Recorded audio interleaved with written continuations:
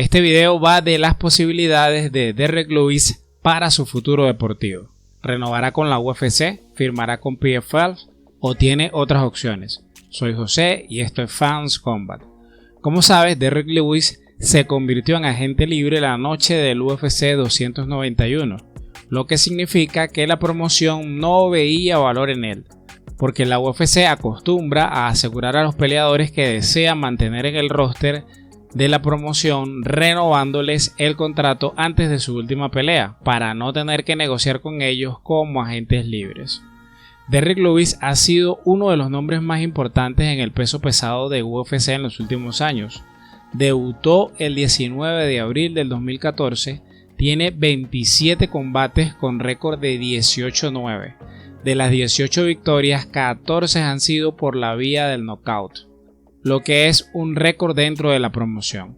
Los dos puntos más altos de su carrera fueron el 3 de noviembre del 2018 cuando peleó por el título del peso completo de UFC contra Daniel Cormier, en donde perdió por sumisión en el segundo asalto, y el 7 de agosto del 2021 cuando peleó por el campeonato interino contra Ciryl Gane, en donde perdió por TKO en el tercer asalto. Pero The Black Beast venía en caída libre en sus últimos combates. Tenía récord de 4 derrotas en sus últimos 5. En todas las derrotas había sido finalizado. Tenía 3 KOs y una sumisión. Parecía que Lewis no tenía nada que ofrecer a la promoción. Si te está gustando el video, suscríbete. Eso me motiva a seguir creando este tipo de contenido. Gracias por el apoyo. Ahora sí viene lo chido.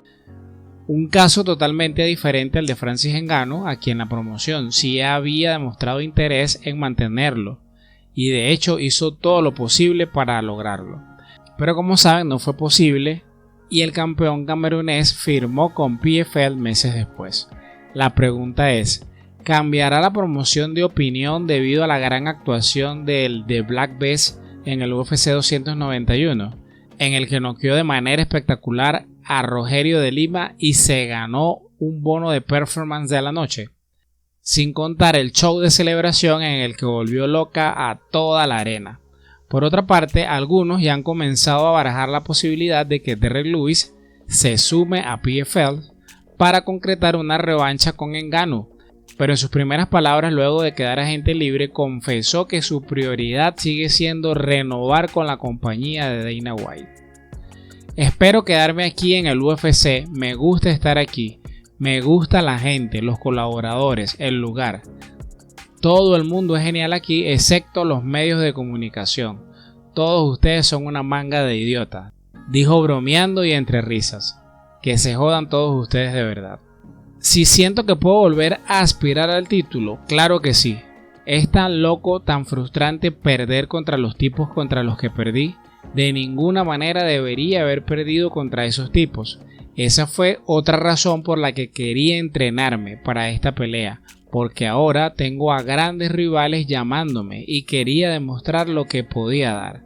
El último tipo que me desafió fue Curtis Blaydes y ya sabes lo que pasó, aludiendo al KO que le dio a Curtis Blaydes en febrero del 2021, en donde se ganó Performance de la noche. No se conoce si ha habido una oferta por parte de PFL, lo que no extrañaría porque Ngannou tiene que hacer su debut en el primer trimestre del año que viene y no tienen nombres importantes dentro de su roster. La oferta de PFL sería tentadora por el último acuerdo al que llegó Francis Ngannou al firmar con ellos, donde el camerunés aseguró una bolsa de $1 millón para cualquiera que sea su rival, y en el caso de tocarle esa oportunidad a Derrick Lewis, sería más dinero del que gana en el UFC. Sin embargo, como ya dije, el peleador está centrado en la posibilidad de seguir en la UFC y firmar un contrato de múltiples peleas.